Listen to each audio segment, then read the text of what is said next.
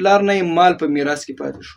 نو دغه یو مشرې ورور چې و دغه درې ورونو ته ویل داسې کار به وکړو د پلار دا څومره مال چې دی دا به زه واخلم او دغه د پلار دا خدمت چې دی دا تاسو کوئ.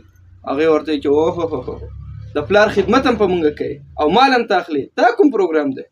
وایي که دا مو خوښه نه وي مشر ورور ته داسې کار وکړئ د پلار خدمت به زه کوم او بیا تاسو داسې کار وکړئ دا څومره مال چې دی تاسو واخلئ مال زه نه غواړم خو د پلار خدمت ته بیا نه رانږدې کېږئ. هغه ورته دا خو لا خبره ده ته پلار خدمتونه کوه او موږ ته چې څومره مال پاتې شوی دا موږ ته راکړه بس دا ټول مال ورکو خو د پلار خدمت یې په خپله غاړه واوسه. پلار خدمت به یې کولو خو د پلار به یې د بچي ته دا یوه دعا همیشه کوله چې ای بچي الله تعالی دې په مال کې برکت واچوه. دا دعا به ورته همیشه کوله. نو ورځې تېرېدې نو پلار یې وفات شو.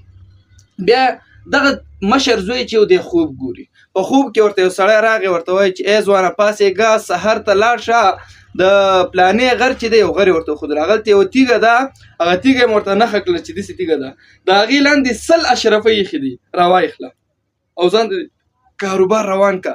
نو ده ورته چې برکت پکې شته که نه وایي نه برکت خو پکې نشته وایي نیر اخلم. کله چې سهار شو ښځې ته یې ټوله قصه وکړله ښځې ورته وایي چې راوایخله ته برکت او نابرکت پسې ګرځې راوایخله بچي مو د نهر نه مړه کېږي غریبانان یو قرضدار یو راوایخله. هغه ورته چې نه ما ته مې پلار دعا کړې ده چې ته الله تعالی ته د برکت مال نصیب کړي چې برکت پکې نشته نه راخله. بیا په سبا باندې ویده دی بیا خوب ګوري او کس ورته وایي چې هغه پلانې تیږې ته لاړ شه هغلته 10 اشرفۍ ایښي دي او راوایخله.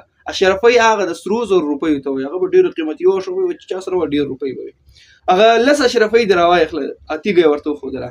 نو دی ورته وایي چې برکت پکې شته او که نشته پکې وایي نه برکت خو پکې نشته وایي نیر اخلم. کله چې سهار شو ښځې ته بیا وویل ښځې ورته خدای دې تباه کړه راوایخله کمیږي بیا بیخي نه یو څه کې اوس برکت او نابرکت څه کې بچي مو د ولږې نه مړ شوی نه الله کې راوخله.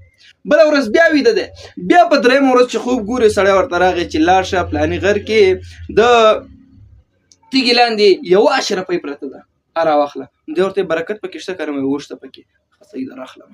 ښځې سره مشوره وکړه چې هلته داسې خبر راته وکړه یوه اشرفۍ ده زه خدای تا د یوې اشرفۍ سره غر کې یوه اشرفۍ باندې به څه وشي او اوس تا نه کېږي وشي.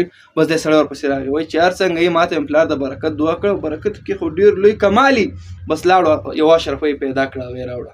کله چې راغلی نو کور کې دوی ډېر وخت نهارې تېرې کړې وچې ډوډۍ خوړلې او ویلې چې ښځې نن به در باندې میان وخورم وایي ځه میان وخورې هغه 100 اشرفۍ دې راوانغېستلې او اوس را باندې په یوه اشرفۍ باندې میان خورې.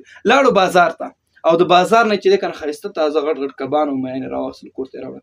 خو چې را یې وړل دا میې چې په میز باندې نیم کو په دې کې یو 2 قیمتي لالونه پراته ول قیمتي داسې قیمتي لالونه پکې پراته ول چې د هغې وخت کې چې څومره هم زرګران ول چا سره قیمت د هغې نه ول چې څومره خلکو باندې وګرځېدل یو ته ورغی چې دې قیمت 100 روپۍ او دا یې دا کومه کړې دې قیمت د دې روپۍ مونږ سره نشته. اخره کې ورته یو لوی زرګر خبره وکړه چې داسې لاړ شه دې قیمت د باچا نه غیر د بل چا سره نشته. باچا ته یې ویسه باچا ته چې لاړو د باچا سره خپل ماهرین خلک د دې ناستو دغه قیمتي کاڼې ورته معلومېدل چې دا څومره قیمت لري هغه ته یې وښودلو چې باچا صاحب دغه تیږه مې ته راوړې کمانه اخلي. هغه چې ورته وکتل وایي 100 روپۍ څومره قیمت دې پېښې وایي چې څومره راته تا ووي. نو اخره کې په دومره خبره ورسره وکړه چې 15 خره به د 100 نه ډک کړم دا به درکړم خدای یو دانه راکړه. اخره کې 15 خره د 100 نه ډک کړل د یوه دانه هغه یو چې کومه قیمتي لال پکې پروت و هغه یې ورکړو. نو بس هغه کوم جواهري هغه زرګر چې د باچا سره ناست و هغه پوهېدو وایي چې باچا صاحب دغه سړي چې دغه یوه دانه ملغلر راوړې ده وایي دا یوه نه وي دا همیشه چې 2 دانې دا داسې ملغلره دا یوه نه دا جوړی دا په ټول کال کې په سمندر په منځ کې یو ځای دی هغلته 2 دانې پیدا کېږي او جوړه پیدا کېږي یوه نه پیدا کېږي. دې سړي ته وایي چې بله دې څه کړله بله راته راوړه. نو دی ورته راغی دا باچا کسان ورپسې راولېږل چې راشه هغه بله دې څه کړه بله هم راوړه. دی ورته چې دا خو دې رانه ارزانه اخیستې وه په 15 خره یې د 100 نه ډک ورکړي وو بار کړي وو ورته وایي دا خو دې رانه ارزانه اخیستې وایي څو وایي 50 خره به د 100 ډک راکړي هغه یې ورکړل.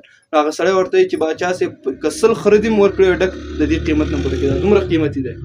بس دا راغی او خپل ښځې ته چې دا دومره سره زر وښودل ښځه یې پوه شوه چې او دا خو واقعي هغه یوه اشرفۍ وه خو د برکت نه ډکه وه. مونږ ته به استادان ویل چې طالبانو کوشش کوي انتهایی زیات ډېر مال ته مه خوشحاله کېږي چې ډېر مال دی او دا دی برکت سوال کوي چې الهه په مال کې مو برکت اگر که هغه مال دې لږ ولې هم نه وي